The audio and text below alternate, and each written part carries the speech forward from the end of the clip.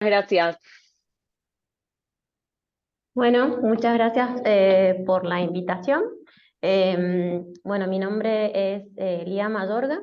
Yo soy pediatra, especialista en enfermedades metabólicas y ahora me dedico más que nada a la investigación básica y translacional en enfermedades mitocondriales desde Mendoza. Trabajo acá en el Instituto de Histología y Embriología de Mendoza.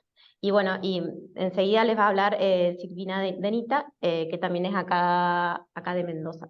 Se presenta cuando le toque a ella.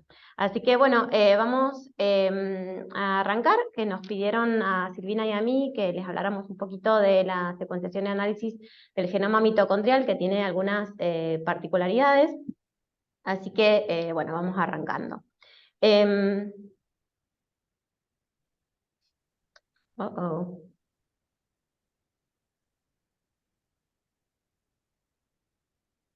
A ver, no puedo pasar la diapo. Sí. Ahí está, ahí está, ahí está, ahí está, ahí está, ahora sí. Bueno, bueno, como saben, la mayor parte del ADN, de la información genética, se encuentra en el núcleo, pero las mitocondrias también tienen su propio genoma, que tiene algunas características. Y como ven, hay varias mitocondrias por célula, y cada mitocondria tiene varias copias de este genoma mitocondrial tan particular del cual les vamos a hablar nosotras. Em, para arrancar, me parecía, bueno, divertido, no sé, interesante comentarles cómo fue el origen de las mitocondrias.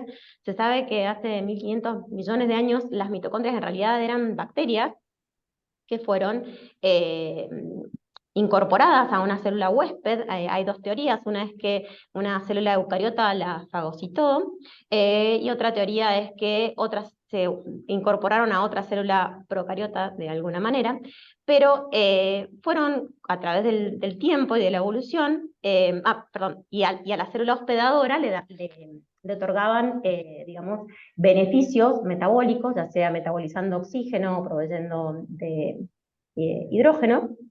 Y con el tiempo, estos genes bacterianos de la premitocondria se fueron incorporando al genoma de la célula hospedadora, y de esta manera estas bacterias, digamos, quedaron atrapadas en la célula hospedadora y no pueden ser autosuficientes. Y son lo que nosotros conocemos hoy en día como las mitocondrias, ¿sí? Esto ¿por qué se los cuento? Bueno, por varias cosas, pero para que entiendan cómo este genoma mitocondrial se fue incorporando, digamos, a la célula hospedadora y quedó ahí, digamos, atrapado. Las mitocondrias tienen un proteoma de alrededor de 1500 proteínas, o sea, que son importantes o necesarias para el funcionamiento de estas organelas, y solamente 13 son codificadas por el genoma mitocondrial. Es decir, que la mayoría de las proteínas mitocondriales son codificadas por el genoma nuclear y son transcritas y traducidas como cualquier otra proteína en el citoplasma, y luego incorporadas a la mitocondria. Ahora bien, estas 13 subunidades proteicas, además de los RNA de ribosomales y de transferencia necesarios para su traducción, son de suma importancia, esenciales para la vida, ya que la mutación o alteración de este genoma mitocondrial lleva a patologías que pueden ser muy severas y devastadoras. Y de las características que les quería mencionar de este ADN mitocondrial, bueno, como ven, es circular, doble cadena, es pequeño, tiene alrededor de 16.500 pares de bases nada más, es de herencia exclusivamente materna. Como les decía anteriormente, codifica para 13 polipéptidos que forman parte de la cadena respiratoria, 2 RNA ribosomales y 22 RNA de transferencia. Tiene una región regulatoria donde se regula la transcripción de este ADN mitocondrial. Tiene la maquinaria necesaria para la traducción de las proteínas que codifican, Y el código genético del ADN mitocondrial es diferente al código nuclear, o sea, los codones codifican hay algunas diferencias en la codificación de algunos aminoácidos que hay que tener en cuenta a la hora de analizarlo. Carece de histonas, se agrupan en nucleosomas, y tiene pobres mecanismos de reparación. Por ejemplo, el double strand break repair es o inexistente, pero ahora se está diciendo que algo existe, pero digamos que es ineficiente. O sea que las mutaciones en el ADN mitocondrial son mucho más frecuentes que en el ADN nuclear. Como les decía anteriormente, hay múltiples copias de ADN mitocondrial por mitocondria y por célula. Y algo particular del ADN mitocondrial es lo que se denomina heteroplasmia. Cuando hay mutaciones en ADN mitocondrial que son patológicas, que generan patología, no todas las copias son iguales, o sea que hay una relación entre, o un pool, digamos, de moléculas mutadas y un pool de moléculas sanas. Y ese ratio, esa proporción de moléculas mutadas es lo que se llama heteroplasmia. A mayor heteroplasmia, o sea, mayor carga mutacional, mayor severidad en los síntomas o mayor riesgo de aparición de patologías, ¿sí? Y lo otro que hay que tener en cuenta a la hora de secuenciar el ADN mitocondrial es que, como les decía, por su origen, como les decía anteriormente, que genes mitocondriales se fueron transfiriendo al genoma nuclear, hay una enorme homología del ADN mitocondrial en el ADN nuclear, en la forma de pseudogenes, ¿sí? No es que no se transcriben ni se traducen estos genes nucleares, pero a la hora de hacer diagnóstico se nos pueden confundir y podemos estar secuenciando o viendo mutaciones o no, o alteraciones que se encuentran en el ADN nuclear y no en el mitocondrial. Por eso es que es importante a la hora de secuenciar de pedirlo aparte, digamos, porque se hacen algunas cosas para enriquecer la muestra en ADN mitocondrial y no confundirnos con los genes nucleares. Bueno, la heteroplasmia, como les venía diciendo anteriormente, es la proporción de moléculas mutadas versus sanas, y que a mayor heteroplasmia hay mayor riesgo de mayor severidad de enfermedad o mayor riesgo de aparición de enfermedad. Y esta heteroplasmia, o esta heteroplasmia que determina diferentes severidades, digamos, de patologías, puede ser muy diferente en una misma familia. Una misma madre puede tener hijos con diferentes grados de afección, o incluso hijos sanos, o incluso ella puede llegar a ser sana. ¿Y esto por qué se produce? Porque en realidad hay lo que se llama un efecto de cuello de botella, en la cual en la maduración de los ovocitos, de acuerdo al grupo, a las moléculas de ADN mitocondrial que se amplifiquen en este proceso, a este subset, digamos, de mitocondrias que se amplifiquen en este proceso, va a dar ovocitos maduros con diferentes cargas de heteroplasmia, y de acuerdo a cuál es el que se vaya a fecundar, será la severidad de la patología en el niño, en el hijo. Por eso es que hay tanta variabilidad en cuanto a heteroplasmia y sintomatología en una misma familia. Bueno, desde el punto de vista clínico, estas enfermedades son multisistémicas, o sea, afectan a varios órganos y sistemas, y principalmente aquellos con mayor requerimiento energético, como pueden ser bueno, cerebro, corazón, riñón. Debido a esta variabilidad, el diagnóstico generalmente sigue siendo difícil. Ahora es más fácil, pero sigue siendo difícil. Hay un curso variable de la enfermedad, y lo que les mencionaba anteriormente, la variabilidad fenotípica de una misma familia puede hacer más dificultoso el diagnóstico. Bueno, esto es no sé cuántos médicos, clínicos hay acá, pero esto es lo que veníamos usando, lo que usábamos, lo seguimos usando, pero antes nos basábamos casi exclusivamente en esto, que son los criterios clínicos y bioquímicos que nos hacen pensar que estamos frente a un paciente con una enfermedad mitocondrial. Como les decía, compromiso de órganos que tengan alto requerimiento energético, como músculo, sistema nervioso, riñón, corazón. Todos estos síntomas nos iban dando puntajes, digamos, como para decir, bueno, sí, esto suma para que tenga una enfermedad mitocondrial, esto no, bueno. Antes sacábamos las cuentitas muy a rajatablas para ver si seguíamos o no con el diagnóstico. Hoy realmente nos ayudan a orientarnos, pero no es tan categórico porque tenemos mucho más a mano la genómica, ¿no es cierto? Y también, bueno, como les decía, criterios bioquímicos, como el más conocido, la hiperlactacidemia, hiperlaninemia, algunos ácidos orgánicos específicos en la orina, y aumento de ácido láctico en líquido cefalorraquídeo, en la espectroscopía, compromiso de ganglios de la base, en el sistema nervioso, son todas pautas que nos hacen pensar de que esto podría tratarse de una enfermedad mitocondrial. Bueno, y como les decía antes, nosotros teníamos estos criterios y de acuerdo a si sumábamos más o menos, después íbamos a la biopsia de músculo para tratar de confirmar la enfermedad. Hoy en día la verdad es que cuando tenemos sospecha de que hay una enfermedad mitocondrial, antes de hacer biopsia vamos a los estudios genéticos, que los tenemos mucho más a mano y más alcanzables y sin tener que hacer estudios invasivos, ¿no es cierto? Cuando hay un patrón o una clínica muy particular de alguna patología mitocondrial en especial, que no ocurre a menudo, pero si pasa eso, uno busca una mutación puntual o una alteración de determinado gen o demás. Si no, vamos directamente a realizar exoma y o estudio por NGS de ADN mitocondrial, ¿sí? De acuerdo a lo que pensemos, a la herencia que veamos, a la severidad de los síntomas, a la variabilidad fenotípica. Bueno, eso nos puede hacer orientarnos, así pedimos un estudio primero, otro después, o los pedimos a los dos juntos.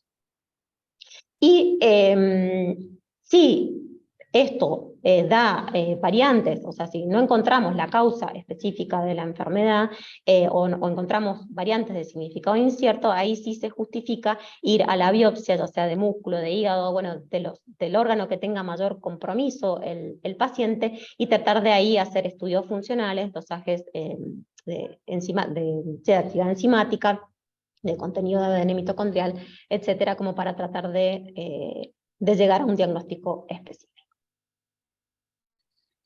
Bueno, acá les quería mostrar en este caso clínico que vimos con Silvina.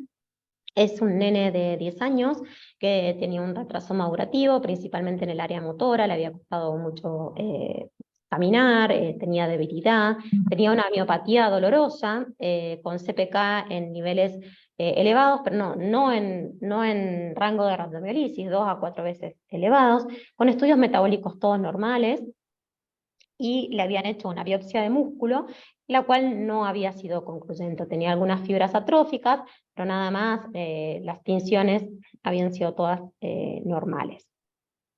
Cuando indagamos en la historia familiar de este paciente, el paciente es este que está con la flechita roja, vemos que hay varios miembros de la familia que también estaban afectados, con síntomas parecidos, con una miopatía dolorosa, intolerancia al ejercicio, algunos tienen retraso moderativo, otros epilepsia, algunos tenían cardiopatía, pero habían varios familiares afectados, y como ven, por parte materna, digamos, estas eran hermanas que tenían varios hijos afectados, ellas habían tenido un hermano también afectado, y lo otro que a este primo le habían hecho, por esta misma sintomatología y demás, un exoma, al cual no había sido sin particularidades, no se había encontrado nada. La hermana del paciente había fallecido por una muerte súbita sin causa determinada. Entonces, la verdad que, ¿qué nos hacen pensar que en esta familia hay un problema en el funcionamiento mitocondrial? Bueno, que hay un compromiso multisistémico, que hay compromiso de órganos con alto requerimiento energético, que hay síntomas variables y diferente severidad en la familia, hay hombres y mujeres afectadas, vemos la herencia materna, y además teníamos el dato de que este primo, si pensamos que todos tienen lo mismo, que es uno lo que tendemos a pensar, aunque no siempre es cierto, pero bueno, se había estudiado el genoma nuclear y no se había encontrado nada que justificara la clínica. Por lo tanto, con esto fue que le pedí ayuda a Silvina y le dije, bueno, secuenciemos el genoma mitocondrial, por favor, a ver si encontramos la causa de lo que está pasando. Y ahora les dejo entonces a Silvina que les comparta su presentación.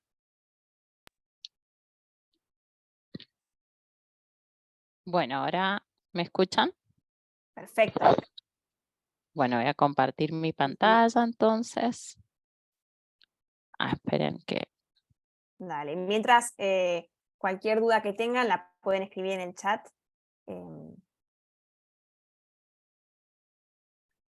Se movió ahí. Ahí está. Perfecto. Ahí ¿Ahí lo ven bien? estamos. Sí. Perfecto. Bueno, yo voy a tener que cortar un poco la presentación del caso clínico porque para poder explicar bien cómo avanzamos y cómo estudiamos este caso, tengo que hacerles una pequeña introducción sobre la interpretación de variantes en el ADN mitocondrial. Bueno, primero que nada me presento, yo soy Silvina Denita, yo soy doctora en biología molecular y mi perfil es más técnico, entonces van a ver que cualquier cosa me frenan y mucho más, digamos, voy a presentar muchas más cosas con respecto a las metodologías que se utilizan y por ahí no tanto la parte clínica, ¿sí? Cuando uno, digamos, hay una dificultad muy grande en la interpretación de ADN, de variantes en ADN mitocondrial, porque, sobre todo porque hace unos años atrás había falta de estandarización, es decir, no estaba bien claro cómo se debían interpretar las variantes. También se suma, digamos, la dificultad de la heteroplasmia, que la heteroplasmia lo que va a hacer es que probablemente en un paciente para llegar a un diagnóstico quizás haya que estudiar más de un tejido, porque un resultado negativo en alguno de los tejidos no significa que no pueda ser una enfermedad mitocondrial, sino que quizás no hemos estudiado el tejido adecuado y la heteroplasmia en ese tejido es demasiado baja, entonces no estamos detectando la variante que es la causal de clínico. Entonces, dentro de las consideraciones cuando queremos interpretar variantes de ADN mitocondrial, bueno, vamos a tener que es de herencia materna, exclusivamente de materna, entonces cuando tenemos en cuenta qué criterios aplicar sobre la interpretación de una variante, hay criterios que no aplican simplemente porque es de herencia materna. Bueno, lo que mencionaba, la heteroplasmia, que además la heteroplasmia por mucho tiempo, por la falta de estandarización en los criterios, fue una, digamos, la diferencia entre los tejidos fue una fuente de mala interpretación de patogenicidad para las variantes de ADN mitocondrial, porque probablemente un mismo paciente estudiado en dos laboratorios diferentes con uno un resultado negativo y uno un resultado positivo, no se podía asegurar si digamos, existía esa variante en el resultado negativo, fue detectada esa variante y fue clasificada como benigna, o si por la heteroplasmia no fue detectada la variante. Entonces, siempre hubo mucha disparidad entre los resultados de laboratorio, fue una fuente de confusión. Algo muy importante es que en el ADN mitocondrial hay ausencia de intrones y de splicing, entonces también va a condicionar la interpretación de las variantes genéticas y también existen los haplogrupos. Dentro de las bases de datos disponibles para, digamos, donde uno puede encontrar información y ver cómo están ya reportadas variantes genéticas en el ADN mitocondrial, se encuentra el MitoMap, que es una de las bases más importantes, porque además el MitoMap es una base de datos curada, entonces tenemos, digamos, toda la información que está filtrada, entonces es una de las bases de datos principales y de referencia cuando queremos analizar variantes genéticas en ADN mitocondrial. Y recientemente también se publicó, tenemos otras bases de datos, obviamente la que más se utiliza es Mitomap, pero se ingresó una versión de Nomad que incluye variantes de ADN mitocondrial, que inclusive en el momento que se estandariza toda la interpretación de variantes genéticas en ADN mitocondrial no se encontraba, y bueno, ahora al día de hoy sí ya disponemos de esta información, que es sumamente importante porque en esta base de datos nos va a dar idea de frecuencia de las variantes genéticas en las poblaciones. Para entrar un poco sobre la interpretación, voy a ahondar en los genes y qué tipo de genes codifica el ADN mitocondrial, porque en definitiva, para aplicar los criterios de clasificación de estas variantes, es como que vamos a tener que hacer un análisis muy particular de qué criterios podemos aplicar o no, dependiendo del tipo de gen que estemos estudiando. Vamos a tener los genes que codifican para proteínas, que van a tener un cierto análisis, los 2 genes que codifican para RNA y 20 genes que codifican para tRNA.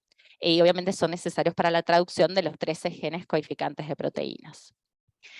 Entonces, para la interpretación de variantes, antes, en el 2015, se publica la guía, una guía que busca de la SMG, que busca estandarizar los criterios, creo que esto es lo que vieron sobre todo en la primera clase, donde se busca estandarizar los criterios, cómo aplicarlos y cómo clasificar las variantes. Acá se establecen numerosos criterios que van a tener diferente fuerza en el momento de clasificar una variante, y vamos a poder clasificar las variantes como probablemente benignas, significado incierto, probablemente patogénica y patogénica. Pero cuando entramos a estudiar las variantes mitocondriales, vemos que en realidad muchos de estos criterios no se ajustan específica para las consideraciones que mencioné anteriormente del ADN mitocondrial. Entonces, justamente esto estaba la falta de estandarización. Entonces, en el 2020, un grupo de expertos, y sobre todo, digamos, la autora del paper, que es Elizabeth McCormick, publican este trabajo científico y también una guía de experto en ClinGen, que lo que hacen es dar las bases para de cómo se deben aplicar los criterios de la SMG para la interpretación de variantes genéticas en ADN mitocondrial. Entonces yo más o menos les iba a mostrar los cambios más importantes que se introducen teniendo en cuenta las consideraciones específicas del ADN mitocondrial. Ahí pasamos. Hay algunos criterios que directamente no van a aplicar. Por ejemplo, en ADN mitocondrial no hay definido hotspot o clúster, entonces por lo tanto no aplican los criterios asociados a esto. Sí es cierto que hay posiciones en los tRNAs que son más importantes, pero ya se tienen en cuenta estas posiciones en las herramientas de predicción, entonces la verdad que no hace falta este criterio. Todas las variantes son heredadas, como dijimos, por parte materna, entonces también esto hay criterios que no van a aplicar, como PM3. Hay gran variabilidad entre las variantes de ADN mitocondrial. Es decir, no podemos decir ni que las truncaciones es el mecanismo más importante de patogenicidad, ni que las variantes missense es el mecanismo más importante de patogenicidad. Entonces, estos criterios que nos segmenta, decir, bueno, si tenemos una truncación, cuando sabemos que la missense es el mecanismo de patogenicidad, entonces podemos aplicar un criterio, en ADN mitocondrial no se puede aplicar porque hay gran variabilidad. Entonces, todos estos criterios se descartan. Tampoco hay zonas repetitivas en el ADN mitocondrial, hay solamente unas pequeñas regiones conocidas y se saben que son benignas, entonces directamente se excluyen de los estudios clínicos. Y bueno, y después los criterios, este PP5 y PP6, es que ya otro laboratorio digamos, ha clasificado la variante como patogénica o benigna. Estos criterios ya en realidad se desaconseja utilizarlos casi en el 100% de los casos, en realidad se desaconseja utilizarlos porque Primero que tendríamos redundancia en el uso de criterios, porque probablemente la otra variante haya sido clasificada con los mismos criterios que nosotros estamos usando en la variante, entonces es como que le aumentamos la fuerza a la clasificación y en realidad no es real, ¿sí? Podemos, por ejemplo, utilizando estos criterios, transformar una variante de significado incierto en patogénica por redundancia de uso de criterios. Entonces está totalmente desaconsejado, no solamente en el ADN mitocondrial, sino en su uso en general.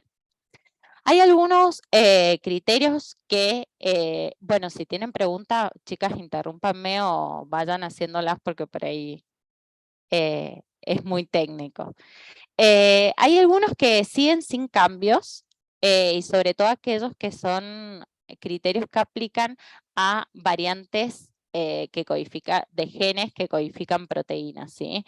Por ejemplo, aquellos como cuando se produce un mismo cambio de aminoácido que con una variante distinta al nivel de ADN y este cambio anterior está clasificado como patogénico. Ese criterio se sigue utilizando de la misma manera. Lo que sí es importante es que la otra variante que está clasificada como patogénica se recomienda que el laboratorio la clasifique, no que lo tome como una verdad absoluta y que aplique los criterios en esa otra variante para poder estudiar la variante que uno ha detectado. Y después también, por ejemplo, aquellos criterios que tienen que ver con el cambio del largo en la proteína como consecuencia de una inserción o una lesión inframe en una región no repetitiva o por pérdida de un codón de stop. Esos criterios se van a seguir aplicando de la misma manera que se aplicaban, digamos, en el trabajo original de la CMG. ¿Alguna duda hasta acá? ¿Vamos bien? Súper Vamos, claro, bárbaro. ninguna pregunta. Buenísimo. Bueno, uno de los criterios más importantes por su peso, digamos, porque es un criterio, digamos, de patogenicidad muy fuerte, es PBC1, que se utiliza para las variantes nulas.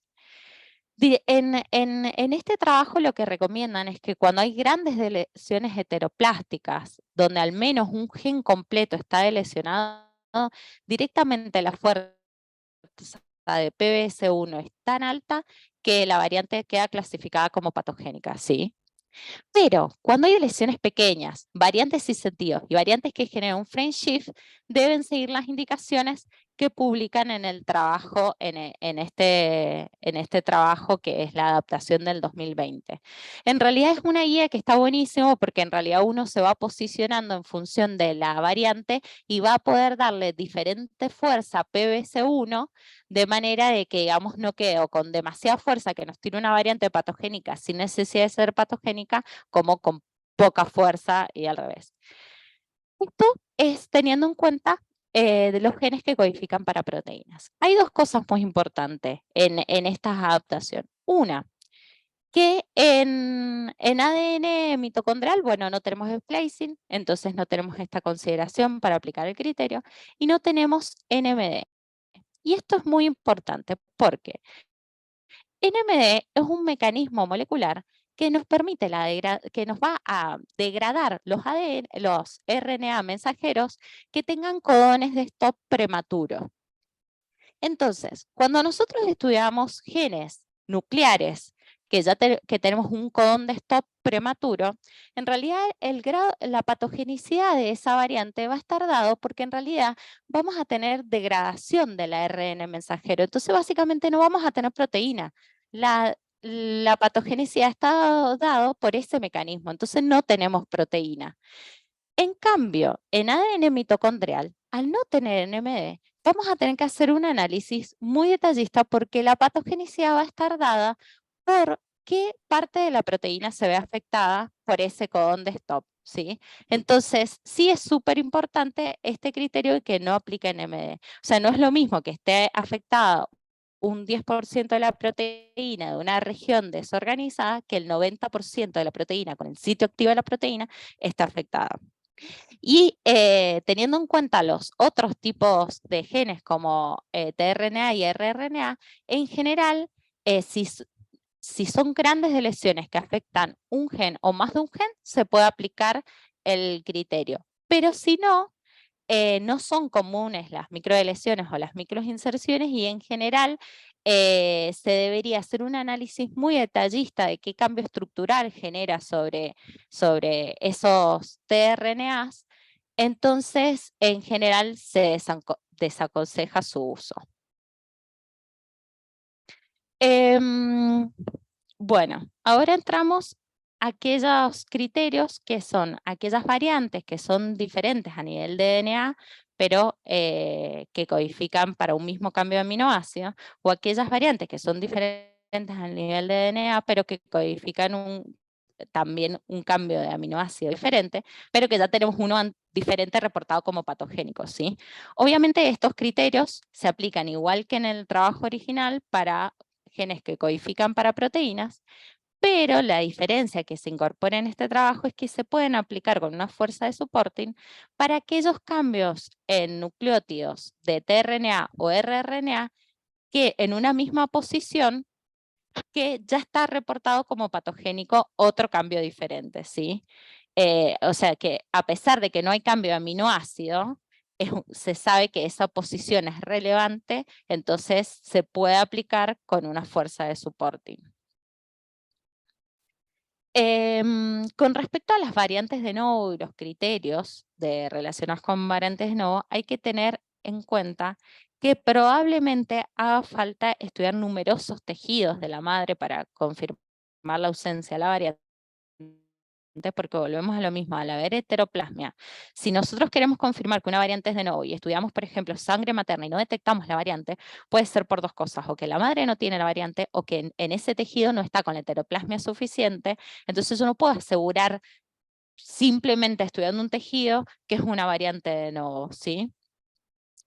Pero también otra cosa que tenemos que tener en cuenta es la metodología que se utiliza para estudiar a la madre, porque Sanger tiene dificultad para estudiar heteroplasmia y en general detectan heteroplasmias mayores a 30 al 50%, es decir que digamos otra dificultad. Entonces en general se recomienda estudiarlo por Next Generation Sequencing porque va a detectar heteroplasmias cercanas al 1.5%. Con respecto a los criterios de estudios funcionales, se recomienda utilizarlos solamente con una fuerza de supporting, porque no hay estandarización sobre qué se debe evaluar en un estudio funcional. Hay dos tipos de estudios funcionales principales, pero digamos hay mucha disparidad en cómo lo realizan los diferentes laboratorios, entonces se sugiere utilizarlo con fuerza de supporting a estos criterios. Bueno, y finalizando un poco con los criterios, acá les puse como las últimas consideraciones que son relevantes. Por ejemplo, este trabajo nos dice bien qué predictores bioinformáticos tenemos que usar para qué tipo de variante, ¿sí? Y nos da los puntos de corte de los scores para aplicar criterios de predicción. Y también, por ejemplo, hay algunos casos que no aplican las predicciones, por lo tanto no van a aplicar los criterios BP4 y PP3. También nos dan los puntos de corte para aplicar los criterios de frecuencia poblacional, ya sea que sea más frecuente de lo esperado para la enfermedad o muy poco frecuente, baja frecuencia poblacional. Y lo otro también que nos establece en este trabajo es que tenemos que tener mucho cuidado cómo aplicamos los criterios de segregación y presencia en casos no relacionados. Y esto tiene que ver primero por la heterogeneidad que hay en la parte clínica cuando, digamos, en las enfermedades mitocondriales, y además volvemos a lo mismo, por la heteroplasmia, los tejidos que utilizamos.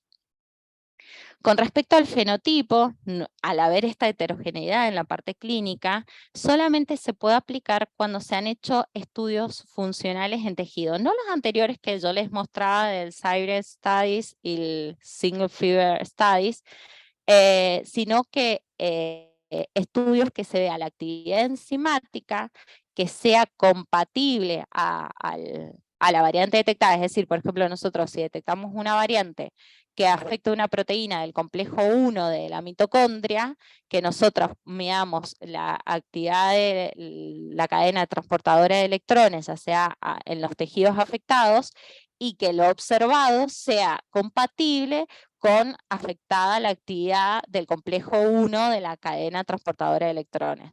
Entonces, ese tipo de estudios sí nos van a poder servir para aplicar criterios como PP4, pero no decir, bueno, es un individuo con un cuadro clínico afectado porque la heterogeneidad de la enfermedad es enorme. Y también nos dicen que tengamos mucho cuidado cuando aplicamos criterios como causas alternativas de enfermedad, porque se ha visto que hay numerosas personas, están reportados numerosos casos, donde hay más de una causa de enfermedad y están ambas variantes patogénicas. Entonces no es un motivo como para descartar una variante. Bueno, de ahí terminé con la parte y ahora sí vuelvo al caso clínico. ¿No hay ninguna consulta? ¿Seguimos bien? No, Seguimos muy bien, claro. no hay consultas, está todo clarísimo.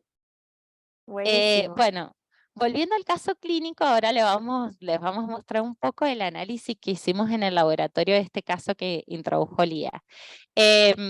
Bueno, nosotros lo que recibimos, lo que procesamos de este paciente era sangre, porque ya la biopsia se había tomado, ya se había utilizado, y la verdad que volver a tomar una nueva biopsia no era una opción. Entonces con Lía lo hablamos y se arriesgó a que hiciéramos el estudio en sangre, que no es lo ideal, pero bueno, ante la imposibilidad procedimos, hicimos la extracción de ADN, se extrae ADN total, y después hicimos una amplificación del ADN mitocondrial para poder secuenciar específicamente el ADN mitocondrial plasmático y sacarnos de encima del análisis el ADN mitocondrial que está inserto en el núcleo, ¿sí? Porque esto también puede ser una fuente de error.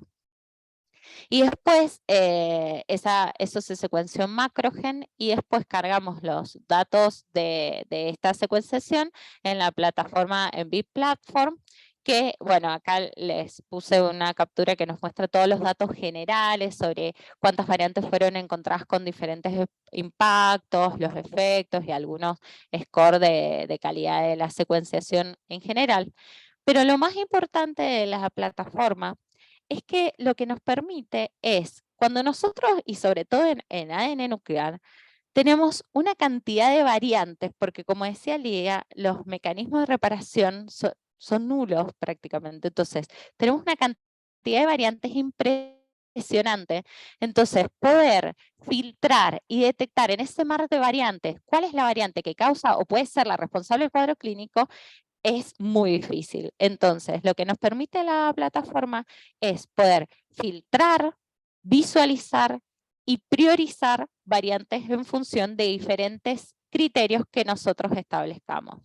Por ejemplo, los filtros que nos permite es filtrar por genes, a ver si hay sospecha específicamente en algún gen, filtrar por los predictores bioinformáticos, que son los establecidos que les mencioné por el trabajo científico, digamos, de la CMG, la adaptación de la CMG del 2020. También nos permite filtrar por heteroplasmia, porque una heteroplasmia mayor al 0.1% o el 10% es en general como la base que uno usa de una heteroplasmia para poder empezar a considerar que esa variante tiene alguna relevancia a nivel de la clínica del paciente. Y algo importante que me faltó mencionar, la heteroplasmia no solo puede variar entre tejidos, sino puede variar a través del tiempo. Entonces también es otra dificultad en el análisis.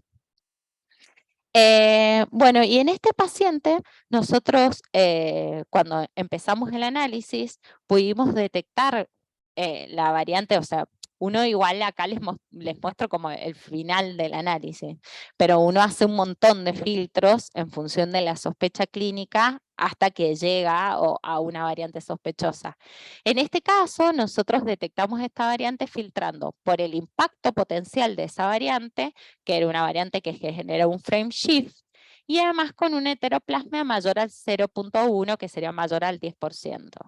Esta variante estaba en una heteroplasmia, es una variante en el gen MTND5, que ahora les voy a mostrar un poco sobre la información de este gen, pero básicamente es fundamental para el funcionamiento del complejo 1 de la cadena transportadora de electrones. Y esta variante no estaba reportada, ahí les voy a mostrar específicamente, pero sobre todo lo más importante es que tenía una heteroplasmia alrededor del 0.195 y en sangre, lo cual es un dato bastante importante porque es esperable que en los tejidos específicos afectados tengan en realidad una heteroplasmia aún mayor.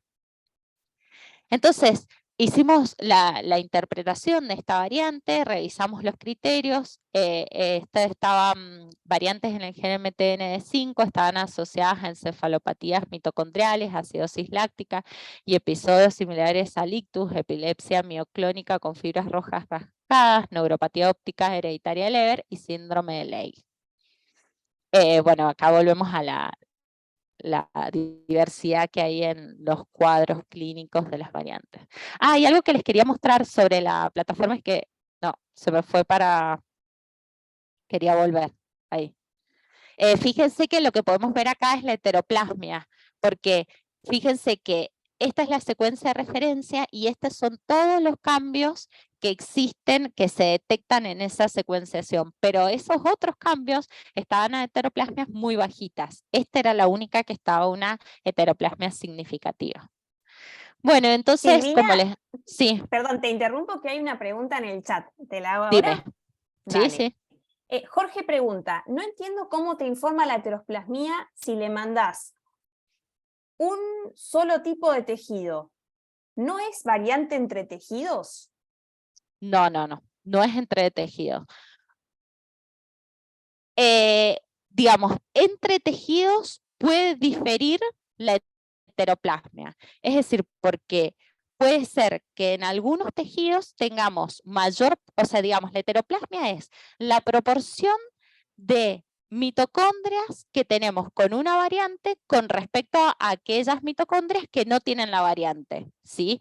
Esa es la heteroplasmia. Entonces, en un mismo tejido vamos a tener, o sea, si estamos estudiando, por ejemplo, sangre, o estamos estudiando, no sé, un tejido, una biopsia de músculo, en ese tejido vamos a tener una proporción de mitocondrias que van a tener una variante con respecto a otra parte de esas mitocondrias en ese mismo tejido que no van a tener la variante, pero es en el mismo tejido.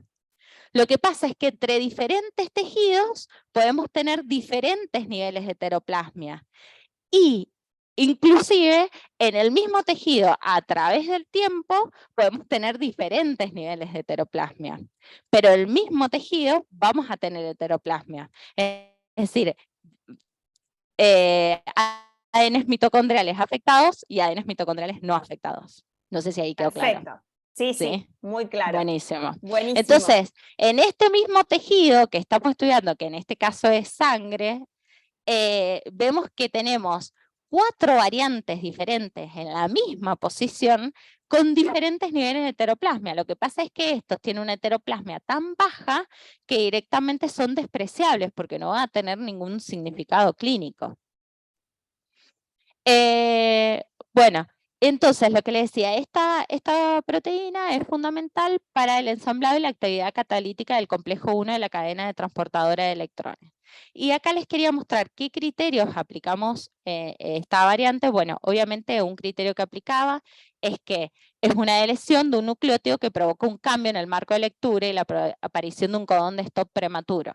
Que si bien en mitocondrias no hay NMD, la truncación afecta al más del 90% de la proteína, entonces realmente afecta a la actividad.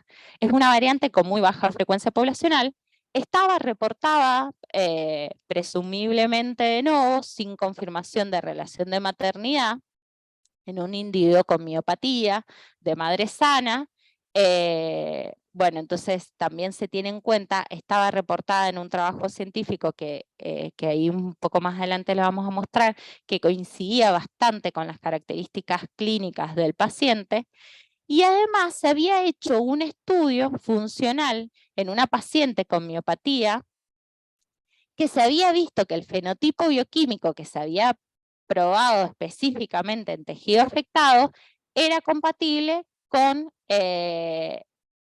digamos, esta variante en MTND5, ¿sí? Es decir, que eso que les explicaba de que el estudio funcional tiene que dar indicio específicamente que esté afectado el complejo 1 y no que esté afectada la cadena de transporte de electrones, ¿sí? Entonces, teniendo en cuenta estos criterios, se clasifica la variante como probablemente patogénica. El que quede probablemente patogénico, patogénica tiene que ver mucho con la fuerza que se aplica en los criterios y acá nos regimos muy estrictamente por las fuerzas recomendadas en el trabajo publicado. Pero hay algo importante, es que esta variante en el trabajo científico se había reportado en una heteroplasmia cercana al 85% en tejidos afectados, y en tejidos no afectados se la había detectado en una heteroplasmia entre el 14 y el 22%, es decir, que era consistente con lo observado en nuestro paciente. Bueno, y este es el trabajo científico en donde ya la habían reportado y que habían hecho los estudios funcionales que les mencionaba. No sé, Lía, si vos querés... Ahí hay unas preguntas que bueno, volvamos a las preguntas antes. Decía, pregunta si el ADN mitocondrial es más susceptible a agentes mutagénicos, y sí, porque los mecanismos de reparación de ADN no son como los nucleares, o sea que tienen más riesgo de mutarse. Y después lo otro que preguntaba es que si un resultado negativo no asegura por completo que no exista una alteración en otro tejido. No, si no hubiéramos encontrado nada a nivel de leucocitos, tendríamos que haber ido a tejido, o sea, una biopsia de músculo, o también últimamente se está utilizando mucho, ¿cómo se llama? El estudio de células de orina, que se ha visto que tienen más heteroplasmia que sangre. Esas serían las alternativas. O sea, un resultado negativo no descartaba por 100% la patología, pero un resultado positivo sí, porque uno, o sea, sí lo confirma, o estamos bastante seguros de que sí, porque teniendo ese nivel de heteroplasmia en leucocitos, lo más probable es que a nivel muscular o cerebral, bueno, en los tejidos que tiene afectados, la heteroplasmia probablemente sea mucho mayor. Así que por eso llegamos a la conclusión de que ese era el diagnóstico. Y ahí aprovecho a hacer una pregunta yo que tenía, que digamos que como algoritmo de trabajo siempre se arranca por estudiar el ADN nuclear y después se procede a ADN mitocondrial, ¿o depende de la disponibilidad o de la sospecha? Depende de la disponibilidad y sospecha. En este caso ya había un familiar al cual se le había estudiado el genoma nuclear y no se había encontrado nada, y además con ese nivel de afección familiar, digamos, la verdad que nos estaba diciendo que podía ser responsable, o sea, podía ser el ADN mitocondrial, o si no, una enfermedad de herencia dominante con diferente penetrancia, pero ya habíamos visto que el exoma del primo era normal, por eso es que decidimos ir al mitocondrial. Generalmente, Claro. Generalmente uno... Depende de la clínica, depende de la disponibilidad, de si le van a autorizar los dos estudios juntos o uno primero y el otro después. O sea, depende de todo eso. Idealmente No, y uno sobre todo las dos del tipo cosas de juntas. herencia, me parece que es súper Sí. importante el tipo de herencia para poder determinar o sospechar que está bien que hay mucha heterogeneidad y que tenemos la heteroplasmia, pero digamos tiene que verse un patrón, como menciona Lía, de herencia materna, o al menos una sospecha de herencia materna, porque si no, no tiene ningún sentido. Perfecto. Bueno. No sé, Lía, perdón, A te ver, interrumpo. No, está perfecto, estoy de acuerdo. No sé si preguntaron algo más. No, gracias. Bueno, y No, ahí yo les iba a pasábamos hacer a las una. conclusiones. Ah, Yo sí, les iba a decí. hacer una más Dale, aparte. dale. Y el umbral para considerar una variante significativa en cuanto a la heteroplasmía, ¿es el mismo si uno está usando células de sangre, de orina, de músculo, o como para considerar que algo es significativo, es como Y más lo que pasa es que, permisivo en sangre que en otros tejidos? claro, es difícil de determinar porque es lo que estábamos diciendo, no solo que varía de tejido en tejido, sino que varía a través del tiempo. Entonces también depende en el mismo individuo que puede variar.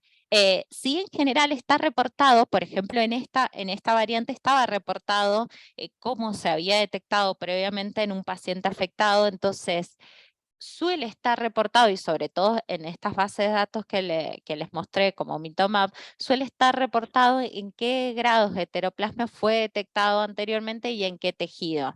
Sí se toma como base digamos, para poder diferenciar de cualquier otra variante, porque es lo que te digo, uno cuando empieza a analizarlo es un mar de variantes, es imposible la cantidad de variantes que hay, como base un 0.1%, o sea, vos vas a analizar las variantes que estén Un con una 10%. heteroplasmia, claro, porque claro, lo paso con una heteroplasmia mayor al 10%, Bien. porque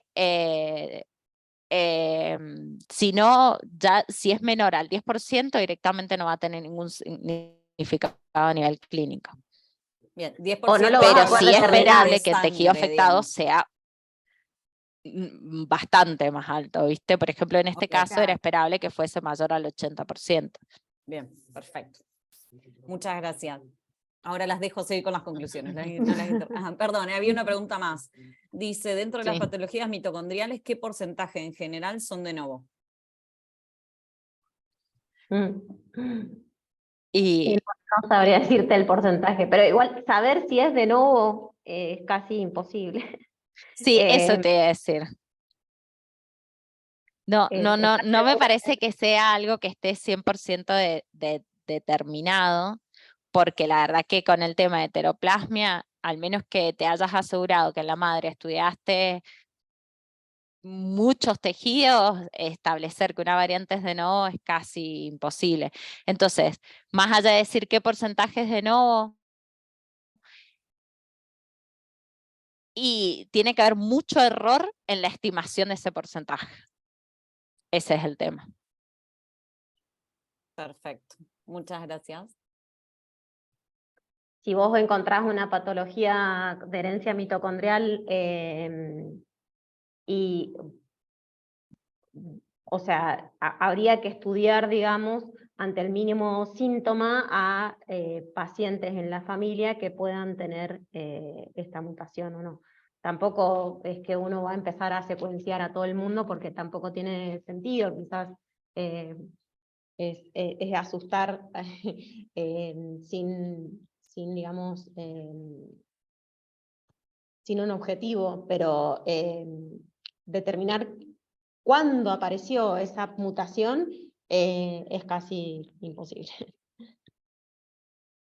Bueno, como conclusiones entonces, llegamos a que la clínica y la herencia del caso es compatible con una enfermedad mitocondrial por alteración del ADN mitocondrial.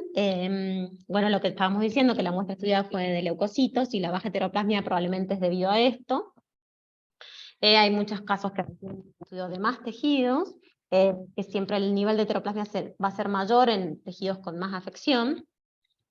Y el cuadro clínico que vimos en estos pacientes, en este paciente era bastante compatible con lo reportado para la variante. Ahora, ¿de qué sirve llegar al diagnóstico en este paciente? Bueno, sabemos, vamos a evitar que sigan más estudios diagnósticos, consultas y estudios costosos e invasivos para el paciente y para la familia. Y además algo importante, por ejemplo, es monitorear la aparición de síntomas o compromiso de otros órganos descritos para esta variante. Por ejemplo, la familia estudiada no tenía compromiso renal aún. Sin embargo, el caso publicado sí, por lo tanto será importante monitorear, por ejemplo, la función renal de cerca en esta familia, ¿no es cierto? poder brindar la posibilidad de ser incluidos en ensayos clínicos de nuevas drogas. Hoy en día, la verdad es que las enfermedades mitocondriales no tienen un tratamiento efectivo. Hay un montón de estudios y muchas fuerzas puestas en encontrar probables tratamientos, pero los pacientes que no tienen una confirmación diagnóstica genética no pueden ser incluidos en los ensayos clínicos, por lo tanto, tener un diagnóstico genético abre las puertas para probables ensayos clínicos que hay o que vendrán.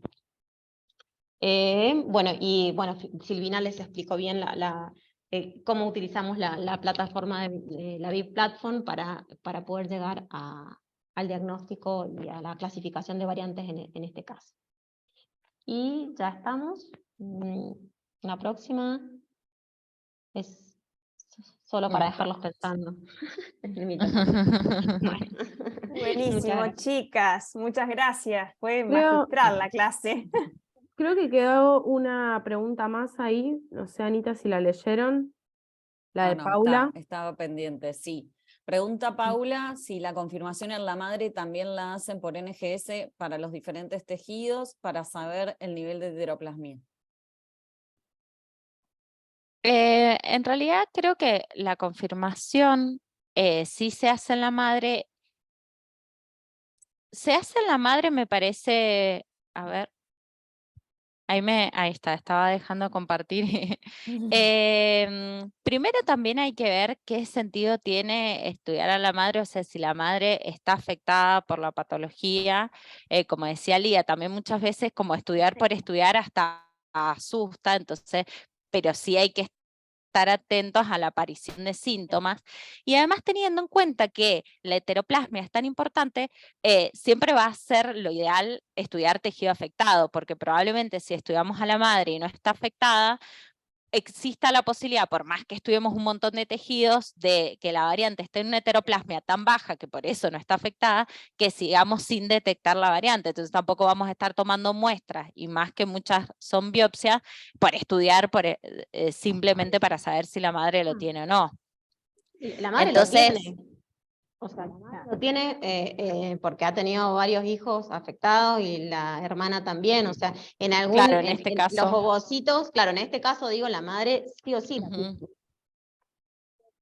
el nivel de heteroplasmia la tenga en sangre, en orina, no te va a aportar a la clínica, solamente habrá que criar a la madre frente a la aparición de síntomas si es que en algún momento tiene, porque capaz que no los tiene, pero realmente estudiarla exhaustivamente a la madre, en este caso yo no le veo utilidad.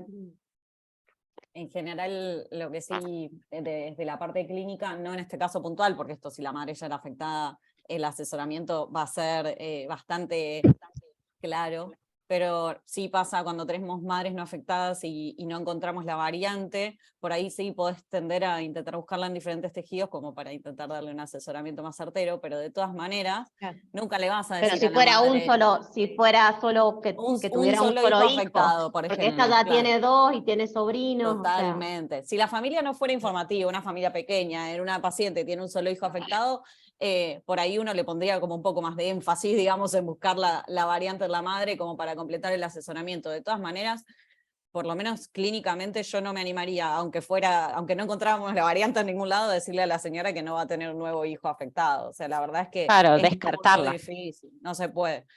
Clínicamente el asesoramiento en pacientes con enfermedad mitocondrial, donde uno no tiene otro elemento, si no tiene la mutación en la madre, no tiene la familia, es bastante complicado. Pero sí, sería por ahí la única madre en la que uno por ahí intentaría buscar en más de un tejido. Si ya es clínicamente afectado, tiene más hijos, en general uno la asume como una portadora obligada y la asesora con alto riesgo. Exacto. Bueno, y yo les quería hacer una última pregunta.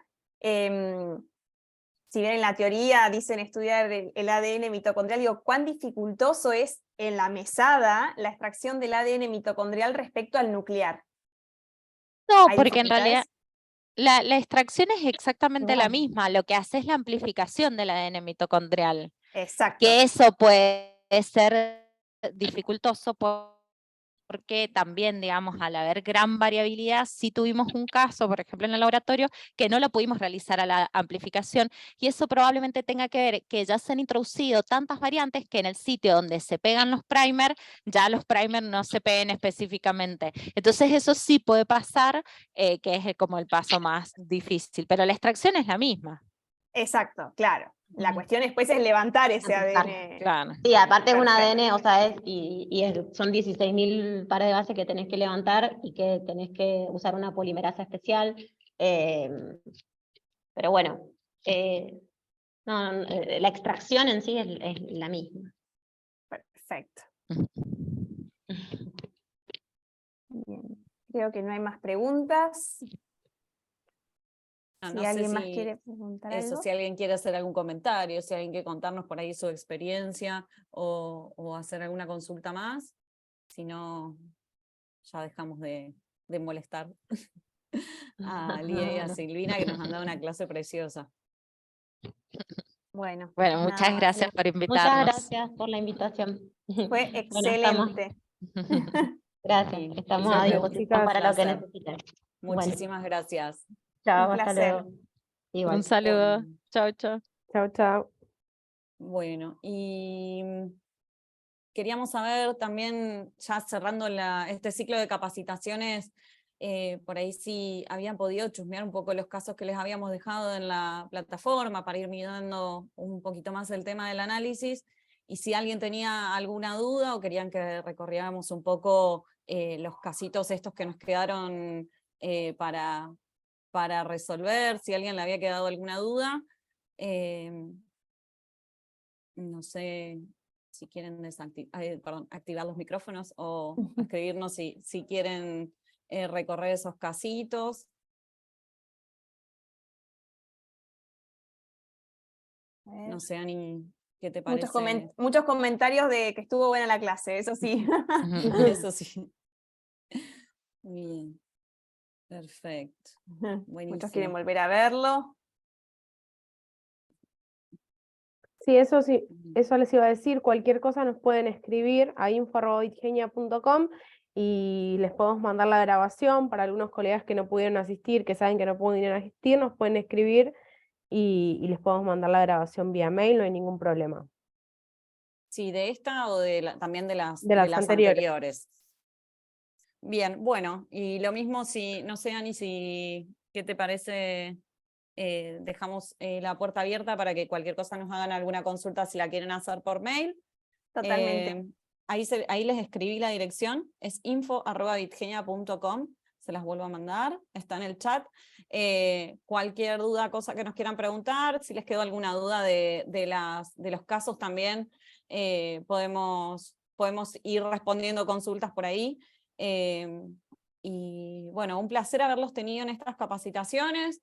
Nos encantó, la virtualidad por ahí nos da la posibilidad de ir llegando a lugares donde por ahí presencialmente es más difícil juntarnos. Así que un placer haberlos tenido a todos, y estamos a disposición para cualquier consulta, para cualquier comentario que tengan para hacernos. Tienen las clases a disposición, tienen nuestro mail para contactarnos cualquier cosa. Ley, Anita, Nico, que hoy no pudo estar, o yo estamos dispuestos a responder todas sus consultas. Justo. A ver. Ahí está. Ahí estamos. Ay, no sé. Ahí está. Ahí Cecilia. Ahí estamos. Muy bien. Bueno, así que nos despedimos entonces. Que terminen muy bien la semana. Estamos a disposición para lo que necesiten. Y un placer haber compartido con todos ustedes. Y muchas gracias a Lía y Silvina, la clase magistral que han dado. La verdad que todos aprendimos un montón. Bueno, nos vemos en la próxima capacitación. Muchas gracias. Chao, hasta luego. Gracias por todo. Adiós.